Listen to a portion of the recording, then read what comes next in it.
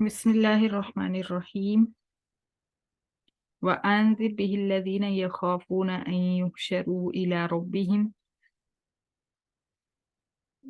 आखिरत के अज़ाब से अल्लाह ताला डरा रहे हैं। और इस सूरत के अंदर ज़्यादा यही चीज़ें हैं। अकीदा उस पे जोर दिया जाएगा क्योंकि ये मक्की सूरत है। और आपको पता है कि मक्का में सबसे पहले जो चीज़ आप सल्लल्लाहु अलैहि वसल्लम ने जो काम किया वो यही था कि उनके अकीदे को दुरुस्त किया। और 10 साल तक आप उनके कुफ़ारे मक्का का और तमाम अरब का अकीदा दुरुस्त फरमाते रहे। उसके बाद अमाल की बात आई, क्योंकि अकीदा अगर गलत होगा तो अमाल किसी काम के नहीं। अकीदा एक बुनियाद है, जैसे एक इमारत की बुनियाद बनाई जाती है जिसके अंदर बहुत मजबूती के लिए बहुत कुछ डाला जाता है। पत्थर डाले जाते हैं और अ, सरिया डाला जाता है, सीमेंट डाला जाता है ताकि उसको मजबूत करके उसके ऊपर इमारत खड़ी करें। तो इसी तरह अकीदा जो है वो एक मुसलमान के लिए बुनियाद का काम करता है। अकीदा जितना दुरुस्त होगा अमाल उतने ही अच्छे और मजबूत रहेंगे। तो अकीदे पे काम करना बहुत जरूरी है। अगर किसी का अकीदा ठीक नहीं और वो सोने के पहाड़ भी खैरात करता रहे तो उसको आखिरत में कोई अजर नहीं मिलेगा। दुनिया में उनको मिल जाएगा अजर, लेकिन आखिरत में नहीं मिलेगा। तो इसलिए इस सूरत के अंदर और जितनी भी मक्की सूरतें आप पढ़ेंगे जो मक्की जिंदगी में नाजिल हुई, उसमें अकीदे पे जोर दिया जाएगा और उसी की इस्लाह की जाएगी। और आज हमें भी सबसे ज्यादा अपने अकायद दुरुस्त करने की जरूरत है। अ, हमारे इर्द गिर्द जितनी बिदआत और जितना ज्यादा शिर्क फैल चुका है, और फिर शिर्क, जो लोग शिर्क कर रहे होते हैं उनके अंदर एक अजीब जज्बा होता है। अगर आप उनसे कोई बात करो तो वो आपको खा जाने को दौड़ते हैं, यानी बिल्कुल सुनना पसंद नहीं करते और फौरन गजबनाक हो जाते हैं। तो इसलिए अकीदे की बात करते हुए थोड़ी एहतियात और थोड़े अच्छे तरीके से करने की ज़रूरत है। और ख़ास तौर पे अगर आप अपने इर्द गिर्द किसी ऐसे बंदे के साथ मिलें तो उसको कुरान पढ़ने की दावत ज़रूर दें, क्योंकि कुरान के अंदर मक्की सूरतें जितनी भी हैं वो खुद बहुत उनके सारे सवालों के जवाब दे देती हैं। यकीनन आपके भी अकायद में कुछ तब्दीली आई होगी कुरान पढ़ने के बाद, क्योंकि कुरान को आप किसी से भी पढ़ लें, तर्जुमे के साथ पढ़ें। ज़रूरी नहीं है कि हमारे इंस्टीट्यूट में पढ़ें, कहीं से भी पढ़ें आप खुद, बल्कि कोई तर्जुमा उठा के पढ़ लें तो कुरान के एक एक सफ़े पे शिर्क की नफी है और कितनी कितनी बार है। इसलिए कहीं ना कहीं आगे इंसान अटक जाता है कि ये बात तो कुरान कह रहा है और यकीनन मेरा अकीदा गलत हो सकता है। माइक म्यूट कर दें हम सब अजी। तो अल्लाह ताला ने इस सूरत में भी कुछ हमारे अकायद के बारे में पीछे बात हो गई है। अब यहाँ पे आखिरत के अजाब से अल्लाह ताला डरा रहे हैं। व अनज़िर बिहिल्लज़ीना यख़ाफ़ूना अन युहशरू। और ये आयत, ये बात बहुत मजे की है। एक बात आपको आपके लिए भी यहाँ पे है। जैसे आप लोग माशाल्लाह कुरान पढ़ते हैं और आप कहते हैं कि कुरान हमारे दिल पे बड़ा अच्छा असर कर रहा है। और कई लोग इस चीज को मेरे से मंसूब करना चाह रहे होते हैं कि आपकी वजह से ऐसा है। हकीकत में ऐसा नहीं है। ये आयत देखें, ये आयत ये फरमा रही है कि डरते वो लोग हैं जिनके दिल में पहले से तकवा होता है। ये आप लोगों के अपने दिल के ऊपर अल्लाह की रहमत है। आप किसी से भी सुन लेते, कहीं से भी पढ़ लेते, चूंकि आपके दिल अल्लाह ताला ने ऐसे पाकीज़ा कर दिए हैं जो हक की तलाश में हैं। चाहे गुनाहगार होना एक अलग बात होती है, वो हर इंसान ही गुनाहगार होता है, लेकिन हक का मुतलाशी दिल किसी किसी को मिलता है। तो वो अल्लाह ताला ने आप लोगों को अता फरमाए हैं माशाल्लाह। और इसीलिए कुरान आपके दिलों पे असर भी करता है। ہر کسی کے دل میں نہ ہی یہ خیال آتا ہے کہ ہم قرآن پڑھیں، نہ ہی کہ ہر کسی کے دل پہ اثر کرتا ہے۔ تو جو انسان حق کی تلاش میں ہوتا ہے اس کا دل اللہ تعالیٰ نے ایسا بنایا ہوتا ہے کہ وہ ڈرنے والا دل ہوتا ہے، اللہ سے ڈرنے والا۔ تو اس لیے اس ڈر کی وجہ سے تو اللہ تعالیٰ کا شکر ہے کہ اس نے ہمیں ایسے دل عطا فرمائے جو قرآن کی طرف مائل ہوئے، جو حق کی تلاش میں نکلے اور انہوں نے آخر کار حق کو پا لیا۔ اللہ تعالیٰ ہمیں اس پہ استقامت بھی عطا فرمائے۔ آیت میں اللہ تعالیٰ نبی پاک صلی اللہ علیہ وسلم کو فرما رہے ہیں کہ اس قرآن کے ذریعے ان لوگوں کو ڈراؤ جو اپنے رب کے حضور جمع ہونے سے ڈرتے ہیں، جن کے دل میں یہ خوف ہے کہ وہ اپنے رب کے حضور کھڑے کیے جائیں گے تو اس وقت وہ اپنے اعمال کا کیا جواب دیں گے۔ تقوی والے لوگ جو ہیں ان کو ڈراؤ، کیونکہ پتھر دل لوگوں کے اوپر قرآن اثر نہیں کرے گا۔ جن کے دلوں میں پہلے سے تقوی ہے، جو حق کی متلاشی ہیں، ان کے دلوں پہ قرآن اثر کرے گا۔ اور لیس لہم من دونہ ولی ولا شفیع، وہ جانتے ہیں کہ اس دن اللہ تعالیٰ کے علاوہ نہ کوئی دوست ہوگا، نہ ہی کوئی سفارشی ہوگا۔ اب یہاں ہم نے دنیا میں کئی سفارشی بھی اپنے ذہن میں تصور کیے ہوتے ہیں، بنائے ہوتے ہیں کہ فلاں بھی ہماری سفارش کر لے گا، فلاں بھی ہمیں بچا لے گا۔ اسی لیے تو ہم در در کے دھکے کھا رہے ہوتے ہیں لوگوں کی سفارشیں لینے کے لیے کہ ہمارے پیر فقیر جو ہم نے معبود بنائے ہوئے ہیں، قیامت کے دن وہ ہماری سفارش کریں گے اللہ کے حضور اور ہمیں جو ہے اللہ تعالیٰ سے بچا لیں گے زبردستی۔ نعوذ باللہ نعوذ باللہ۔ تو جو ایمان والے ہیں ان کا یہ عقیدہ ہے کہ قیامت کے دن جس دن ہم اللہ کے حضور اکٹھے کیے جائیں گے، اس دن نہ کوئی ہمارا دوست ہوگا، نہ ہی کوئی سفارشی ہوگا۔ لعلہم یتقون، تو آپ اے پیغمبر ان کو ڈرائیے تاکہ یہ مزید پرہیزگار بن جائیں۔ تو قرآن پڑھنے کے بعد، قرآن سننے کے بعد انسان واقعی پرہیزگار بن جاتا ہے، انسان میں تقوی آ جاتا ہے۔ وَلَا تَطْرُدِ الَّذِينَ يَدْعُونَ رَبَّهُمْ بِالْغَدَاةِ وَالْعَشِيِّ يُرِيدُونَ وَجْهَهُ، اس آیت کا شان نزول ہے، اس کو پہلے آپ سمجھ لیں۔ کفار مکہ نے حضرت ابو طالب رضی اللہ تعالیٰ عنہ کے پاس، سوری ان کے ساتھ رضی اللہ نہیں لگتا، آپ کے جو چچا تھے ان کے پاس جا کے یہ اعتراض کیا کہ نبی پاک صلی اللہ علیہ وسلم جو آپ کے بھتیجے ہیں ان کے پاس ہر وقت ہمارے غلام بیٹھے رہتے ہیں، ہمارے آزاد کردہ غلام، ہمارے ٹکڑوں پہ پلنے والے، ہمارے کمی ان کے پاس بیٹھے ہوتے ہیں۔ تو ہماری شان یہ نہیں ہے کہ ہم سردار بھی غلاموں اور اپنے ٹکڑوں پہ پلنے والے لوگوں کے پاس جا کے ان کے برابر بیٹھ جائیں۔ تو آپ ایسا کریں اپنے بھتیجے کو کہیں کہ ان غلاموں کو، ان غریبوں کو، ان کمیوں کو وہاں سے اٹھائے، نعوذ باللہ نعوذ باللہ۔ تو ہم تب وہاں بیٹھ کے اس کی بات سنیں گے۔ ہمارا دل چاہتا ہے کہ ہم اس کی بات سنیں، لیکن ہم ان لوگوں کی وجہ سے جو کہ ہمارے برابر کے نہیں ہیں، ہم وہاں نہیں جا سکتے۔ تو انہوں نے جو ہے آپ صلی اللہ علیہ وسلم کو ان کا پیغام دے دیا، کافروں کا پیغام، اور حضرت عمر رضی اللہ تعالیٰ عنہ نے بھی اس پہ آمادگی کا اظہار کیا، حالانکہ آپ رضی اللہ تعالیٰ عنہ بہت سخت تھے، غصے والے تھے اور بالکل کمپرومائز نہیں کرتے تھے کسی چیز میں بھی، لیکن آپ صلی اللہ علیہ وسلم کا بھی اور حضرت عمر کا بھی یہ خیال اس لیے بنا کہ یہ جو لوگ ہیں ہمارے پاس بیٹھے ہوئے ہیں، یہ تو ہمارے اپنے لوگ ہیں، ہمارے مخلص ہیں، ہمارے چاہنے والے ہیں اور پکے مومن ہیں۔ ان کو اگر ہم تھوڑی سی دیر کے لیے ہٹا دیں گے اور ٹائم چینج کر لیں، سمجھیں یہ انہوں نے سوچا کہ یہ کسی اور ٹائم پہ آ جائیں اور وہ کسی اور ٹائم پہ آ جائیں، تو ہم جو ہے اس طرح کافروں کو جو سردار ہیں ان کو بھی دین کی دعوت دے سکتے ہیں۔ اور اس صورت میں کیا ہوگا کہ بڑے بڑے سردار جب مسلمان ہوں گے تو ان کے قبیلے خود ہی مسلمان ہو جائیں گے اپنے سرداروں کو دیکھ کے، تو بڑا فائدہ ہوگا دین کو۔ اللہ اکبر۔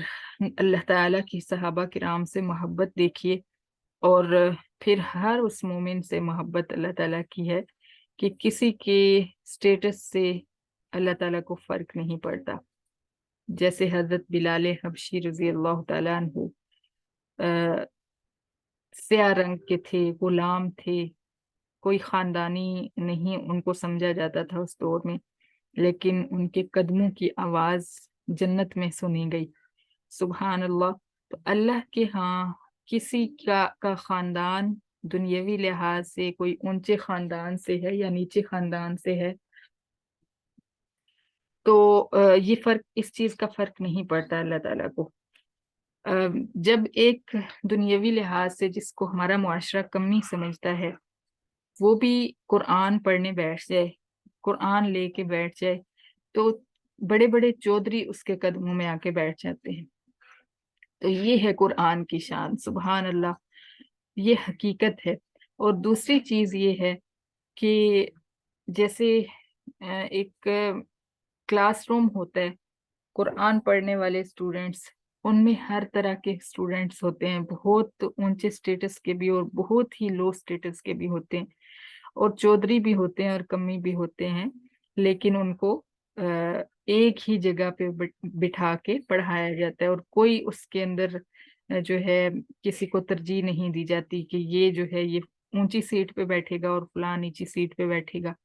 سب برابر ہوتے ہیں، ایک ہی صف میں کھڑے ہو گئے. محمود و ایاز نماز کے بارے میں بھی آتا ہے کہ نماز میں بھی سب ایک جیسے ایک صف میں کھڑے ہو جاتے ہیں نا، اسی طرح دین کی صف جو ہے اس میں سب ایک جیسے ہیں، کسی کو کسی وجہ سے کوئی فوقیت حاصل نہیں.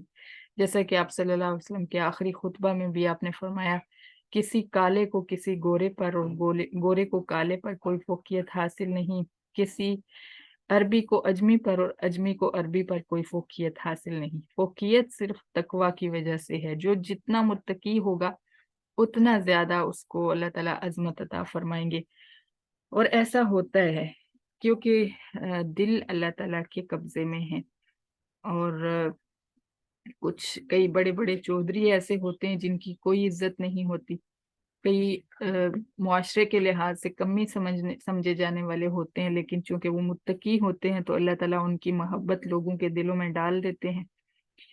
کیونکہ اس بارے میں ایک حدیث مبارکہ کا مفہوم بھی آپ کو سنا دیتی ہوں کہ آپ نے فرمایا، آپ صلی اللہ علیہ وسلم نے، کہ اللہ تعالیٰ جب کسی بندے سے محبت فرماتے ہیں تو اللہ تعالیٰ اپنے فرشتوں سے فرماتے ہیں، جبرائیل امین سے فرماتے ہیں کہ دنیا میں وہ فلاں شخص جو ہے، فلاں بندہ یا بندی جو ہے، اس سے میں محبت کرتا ہوں، تم بھی اس سے محبت کرو.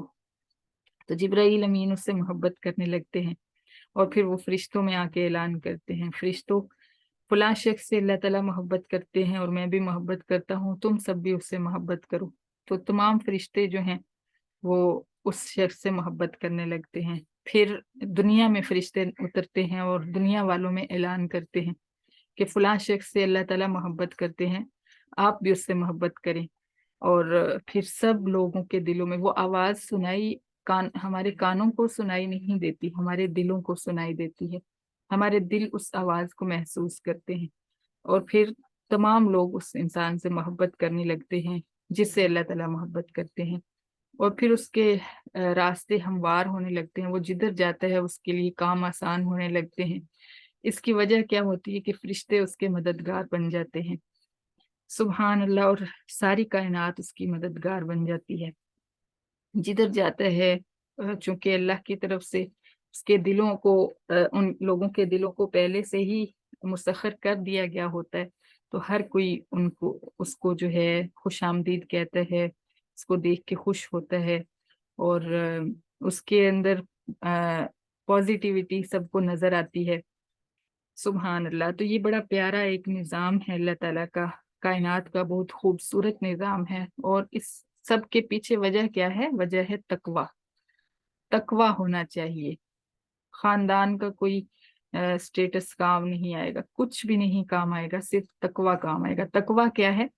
ہر کام میں اللہ سے ڈرا جائے کہ میں یہ کام کروں گی تو میرا اللہ ناراض تو نہیں ہو جائے گا.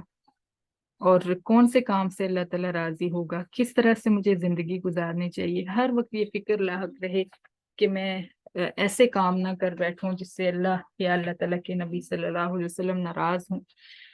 تو یہ تقوی ہے.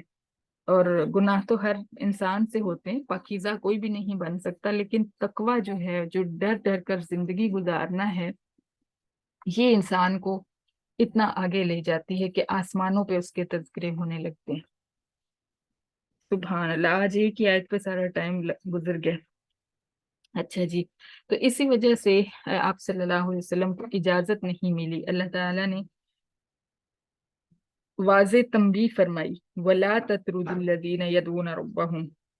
اللہ تعالیٰ نے فرمایا خبردار ان لوگوں کو مت اٹھانا اپنے پاس سے جو اپنے رب کو صبح و شام پکارتے رہتے ہیں، ذکر کرتے رہتے ہیں اپنے رب کا، اور یریدون وجہہ، جو کہ ہر وقت اللہ تعالیٰ کی رضامندی کی تلاش میں رہتے ہیں. ما علیک من حسابہم وما من حسابک علیہم من شیء، ما علیک من حسابہم من شیء، تیرے ذمہ ان کفار مکہ کے حساب میں سے کچھ بھی نہیں ہے. کہ تجھے اگر اے پیغمبر صلی اللہ علیہ وسلم یہ فکر ہو رہی ہے کہ کافر جو سردار ہیں وہ بھی مومن بن جائیں گے، تو اس کے لیے تو ان میرے پیارے بندوں کو اپنے پاس سے اٹھائے گا. تو ایسا نہ کر، ایسا بالکل نہ کرنا ان کافر سرداروں کی خاطر، کیونکہ آپ کے ذمہ پیغام پہنچانا تھا، اپنے پیغام پہنچا دیا. اب وہ نہیں مان رہے تو ان کو اس کی خود سزا ملے گی. نہ آپ کا حساب کتاب ان کے ذمہ ہے، نہ ان کا حساب کتاب آپ کے ذمہ ہے. آپ دونوں سے ایک دوسرے کے بارے میں سوال نہیں کیا جائے گا، ہر ایک کو اپنے اعمال کا حساب دینا ہوگا. اس لیے اس سارے معاملے میں میرے ان پیارے بندوں کو، جن کو یہ لوگ، جن کے لیے ایسے الفاظ استعمال کر رہے ہیں اور جن کو حقیر سمجھ رہے ہیں، ان کو اپنے پاس سے مت اٹھانا. سبحان اللہ، سبحان اللہ. کیسی محبت ہے اللہ تعالیٰ کو صحابہ کرام سے. سبحان اللہ. فَتَكُونَ مِنَ الظَّالِمِينَ، آگے کیا فرمایا، فَتَطْرُدَهُمْ فَتَكُونَ مِنَ الظَّالِمِينَ. اگر آپ نے ان کو اٹھایا تو آپ حق مارنے والوں میں سے ہو جائیں گے. ظالم کا لفظ اللہ تعالیٰ نے استعمال فرمایا ہے یہاں پہ. اللہ اکبر. اللہ تعالیٰ کی بے نیازیاں دیکھیے کہ اپنے نبی کو بھی اپنے نبی کے صحابہ کے لیے کس انداز سے تنبیہ فرما رہے ہیں. وَكَذَلِكَ فَتَنَّا بَعْضَهُمْ بِبَعْضٍ لِيَقُولُوا أَهَٰؤُلَاءِ مَنَّ اللَّهُ عَلَيْهِم مِّن بَيْنِنَا. اللہ تعالیٰ فرماتے ہیں یہ در حقیقت کافر سرداروں کی آزمائش ہے. کافر سردار جو ہیں ان کے لیے ہم نے یہ ایک آزمائش بنائی ہے کہ ان کے جن کو یہ لوگ کمی کہا کرتے تھے، جن کو یہ نیچ کہا کرتے تھے، ان کے اوپر ہماری رحمت کا پھیرا آ گیا اور ان کو ہم نے صحابہ بنا دیا، صحابہ کرام بنا دیا، اور ان کو رضی اللہ عنہم و رضوا عنہ کا ٹیگ عطا فرما دیا. اور یہ ایک آزمائش ہے ان کافروں کے لیے کہ وہ ایمان جو ہے ان غریب صحابہ کی وجہ سے قبول نہیں کر رہے، اور یہ کہتے ہیں اہؤلاء من اللہ علیہم من بیننا، کیا اللہ تعالیٰ نے ان لوگوں پہ احسان فرمایا ہمارے درمیان میں سے، یعنی ہمیں چھوڑ کے ہمارے ان کمیوں کو اتنی بڑی نعمت دے دی. اگر دین کو اتنی بڑی نعمت ہوتا تو پہلے ہم سرداروں کو ملتا.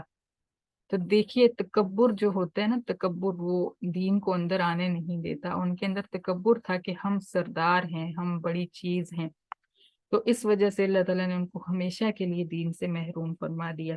الیس اللہ بعالم بالشاکرین، یہ بہت مزے کا جملہ ہے، اس پہ غور کیجئے. اللہ تعالیٰ فرماتے ہیں کیا اللہ تعالیٰ قدردانوں کو نہیں جانتا؟ یعنی دین اس کو ملتا ہے جو قدردان ہوگا، جس کا دل قدر کرنے والا ہوگا. نہ قدرے کو دین نہیں ملتا. تو چاہے کوئی غریب ہو یا کمی ہو، مسکین ہو، جب اس کے دل میں قدر ہوگی، جب اس کا دل قدر کرنے والا ہوگا، تو اس کو اللہ تعالیٰ دین کی نعمت عطا فرما دیں گے. اور کوئی چاہے بادشاہ بنا بیٹھا ہے، اگر اس کا دل قدر کرنے والا نہیں ہے، دل متکبر ہے، دل ناشکرا ہے، تو اس کو اللہ تعالیٰ دین کی نعمت نہیں دیں گے. اور یقین کیجئے کہ ایمان کسی کی عقل سے نہیں ملتا، کسی کے کوشش سے نہیں ملتا. یہ نصیب کی بات ہے، اور یہ نصیب بھی کوئی نہیں خود بنا سکتا. जितनी ज्यादा इस पे जितना ज्यादा शुक्र अदा कर सकें करें, क्योंकि आखिरत के अंजाम का जो दारोमदार है वो इसी ईमान पे है। अगर आपके पास ईमान ना होता, मेरे पास ईमान ना होता, तो ना मेरी कोशिश से मुझे मिल सकता था, ना ही रकम दे के, कीमत दे के मिल सकता था, और ना ही मैं अपनी किस्मत में इसको किसी तरह से भी लिख सकती थी। सरासर अल्लाह का फजल, अकल से भी नहीं। बड़े बड़े अक्लमंद, दुनियावी लिहाज से बड़े बड़े शऊर वाले, अकल वाले लोग जो हैं, उनको दीन से महरूम रखा गया, ईमान से महरूम रखा गया। तो ये बहुत बड़ा इनाम है अल्लाह ताला का, हर लम्हा इस पे शुक्र करना चाहिए। वइज़ा जाअकल लज़ीना युमिनून बिआयातिना फकुल सलामुन अलैकुम। सुभान अल्लाह, अगली आयत इससे भी ज्यादा अजीम है। तो अल्लाह फरमाते हैं जब वो ईमान वाले आपके पास आए, उनको उठाना तो एक रही साइड पे बात। जब वो आपके पास आए हैं पैगंबर सल्लल्लाहु अलैहि वसल्लम, तो आप खुद उनको सलाम किया करें। और आज लोग कहते हैं कि सहाबा में से फलां ठीक नहीं और फलां ठीक नहीं और फलां का ईमान खतरे में, नाउजुबिल्ला नाउजुबिल्ला। अजमत तो देखिए सहाबा की अल्लाह ताला ने कितनी अता फरमाई। और वो कोई ऐसे ऐसे हस्तियां नहीं थी, वो हस्तियां थी जो तीरों की बुछाड़ में अपने आप को आगे कर देते थे, और नबी पाक सल्लल्लाहु अलैहि वसल्लम को एक कांटा भी चुभे ये गवारा नहीं करते थे। और वो लोग हैं जिनकी वजह से आज हम कुरान पढ़ने के लिए बैठे हुए हैं। तो अल्लाह फरमाते हैं कि जब वो आपके पास आए तो आप खुद उनको सलाम करें, और रब की तरफ से उनको खुशखबरी सुनाएं कि कतब रब्बुकुम अला नफ्सिहि रहमत, तुम्हारे रब ने अपनी जात पर रहमत को लाजिम करार दे दिया है, फर्ज कर लिया है। अन्नहु मन अमिल मिनकुम सुअम बिजहालतिन सुम्मा ताबा मिन बादिही व अस्लह फअन्नहु गफूरुर रहीम। क्योंकि गलती हो जाती है ना, तो उनको डर रहता था कि हमारे से गुनाह हो गया, कभी किसी से कोई छोटा सा भी गुनाह हो जाता था, तो वो इतना तड़पता हुआ नबी पाक सल्लल्लाहु अलैहि वसल्लम के पास इतने गम के साथ आते थे और कहते थे कि हम हलाक हो गए, हम बर्बाद हो गए, हमसे ये गुनाह हो गया, अब हम क्या करें। तो अल्लाह ताला ने फरमाया कि इनको खुशखबरी दे दे कि आपके रब ने अपनी जात पर रहमत को गालिब फरमा लिया है। और इनको बता दें कि जो शख्स नादानी से गुनाह कर बैठे और फिर फौरन ही गुनाह करने के बाद तौबा कर ले, फौरन ही इस्तिगफार कर ले, फौरन ही इकरार कर ले कि मैंने गलती की, व असलहा, और खुद को संवार ले, अपनी इस्लाह कर ले, फअन्नहु गफूरुर रहीम, तो अल्लाह ताला बख्शने वाले, रहम फरमाने वाले हैं बेशक। यानी उनको खुशखबरी दी कि इस्तिगफार कर लेने से गलतियां, गुनाह अल्लाह ताला मुआफ फरमा देते हैं, लेकिन बिजहालत, नादानी से किया हुआ गुनाह, जान के किया हुआ गुनाह नहीं, जानबूझ के किया हुआ नहीं। वकज़ालिक नुफ़स्सिलुल आयाति वलितस्तबीना सबीलुल मुजरिमीन, और हम इसी तरह आयात को खोल खोल कर बयान फरमाते हैं, तफसील से बयान फरमाते हैं, ताकि मुजरिमों का रास्ता जो है वाज़े हो जाए। कुल इन्नी नुहीतु अन आबुदल्लज़ीना तदऊन मिन दूनिल्लाह। फिर फरमाया पैगंबर, कुल, कुछ ऐलान आप सल्लल्लाहु अलैहि वसल्लम से करवाए कि बरमला ऐलान कर दो कि मुझे मना किया गया है कि मैं उन झूठे माबूदों की इबादत करूं जिनकी तुम इबादत करते हो। यहाँ पे भी एक बात थी, काफिरों ने एक ऑफर की कि आप हमारे इबादत खाने में आ जाया करें, हमारे बुतों की इबादत किया करें, हम आपकी मस्जिद में चले जाया करेंगे, आपके माबूद की इबादत करेंगे, तो इस तरह हम मिलजुल के रह सकते हैं। सुभान अल्लाह। अल्लाह ताला ने फरमाया इनको वाज़े बता दो, और यही मजमून सूरह इखलास में भी है, सॉरी सूरत या अय्युहल काफिरून में है कि मैं उन माबूदों की इबादत नहीं करूंगा जिनकी तुम इबादत करते हो। तो वाज़े ये उसमें भी फरमाया, और यहाँ पे भी कुल्ला अत्तबिउ अहवाअकुम, फरमाया कि इनको कह दो कि मैं तुम्हारी ख्वाहिशात की कभी भी पैरवी नहीं करूंगा। कद ज़ललतु इज़ा वमा अना मिनल मुहतदीन, अगर मैं तुम्हारी फरमाइशों के मुताबिक चलूं तो मैं गुमराह हो जाऊंगा और उस वक्त मैं हिदायत याफ्ता लोगों में शामिल नहीं होऊंगा। तो देखिए, नबी पाक सल्लल्लाहु अलैहि वसल्लम के लिए ये आ रहा है कि अगर आपने भी उनके बुतों की पैरवी की, इबादत की, तो आप भी हिदायत के रास्ते से हट जाएंगे। तो फिर हम क्या हैं? हम सब कुछ करके मोमिन हैं, हमारे लिए कोई पाबंदी नहीं। कुल इन्नी अला बय्यिनतिन मिन रब्बी व कज़्ज़बतुम बिही, फिर फरमाया दूसरा ऐलान करो کہ میں اپنے رب کی طرف سے ایک روشن دلیل پہ ہوں، جبکہ تم اس روشن دلیل یعنی قرآن کا انکار کر رہے ہو۔ ما عندی ما تستعجلون به، میرے پاس وہ عذاب نہیں ہے جس کا تم مطالبہ کرتے ہو، یا اس سے مراد معجزات بھی ہو سکتے ہیں، معجزوں کا مطالبہ کرتے تھے اور عذاب کا مطالبہ کرتے تھے کہ وہ عذاب لے آؤ جس سے تم ہمیں ڈراتے ہو۔ تو آپ نے فرمایا میرے اختیار میں نہیں، ان الحکم الا للہ، حکم صرف اللہ کا چلتا ہے۔ سبحان اللہ، اس سے کیا پتہ چلتا ہے کہ آپ صلی اللہ علیہ وسلم کسی کے لیے کچھ نہیں کر سکتے۔ اگر کر سکتے ہوتے تو اس وقت کافر جب مطالبے کرتے تھے، اگلی آیت میں ہم یہی پڑھیں گے، اس وقت ان کو کے مطالبے وہ پورے کر دیتے۔ یقص الحق وهو خیر الفاصلین، اللہ تعالیٰ حق بیان فرماتا ہے اور وہ بہترین فیصلے فرمانے والا ہے، وہی فیصلہ کرے گا۔ قل لو ان عندی ما تستعجلون بھی، یہ بات کہ آپ یہ بھی اعلان کر دیں کہ اگر میرے پاس وہ چیز ہوتی جس کو تم جلدی جلدی مانگ رہے ہو کہ ہمیں جلدی دے، معجزہ یا عذاب، لقضی الامر بینی و بینکم، تو میں تمہیں فوراً فوراً وہ دے دیتا اور فیصلہ ہو جاتا کام کا، لیکن میرے اختیار میں نہیں، اس لیے میں نہیں دے سکتا۔ واللہ عالم بالظالمین، اور اللہ تعالیٰ ظالموں کو خوب جانتا ہے۔ وعندہ مفاتح الغیب لا یعلمها الا هو، اور غیب کے علم کی کنجیاں جو ہیں، چابیاں جو ہیں، وہ اللہ کے پاس ہی ہیں، اس نے کسی کو نہیں دی ہوئی۔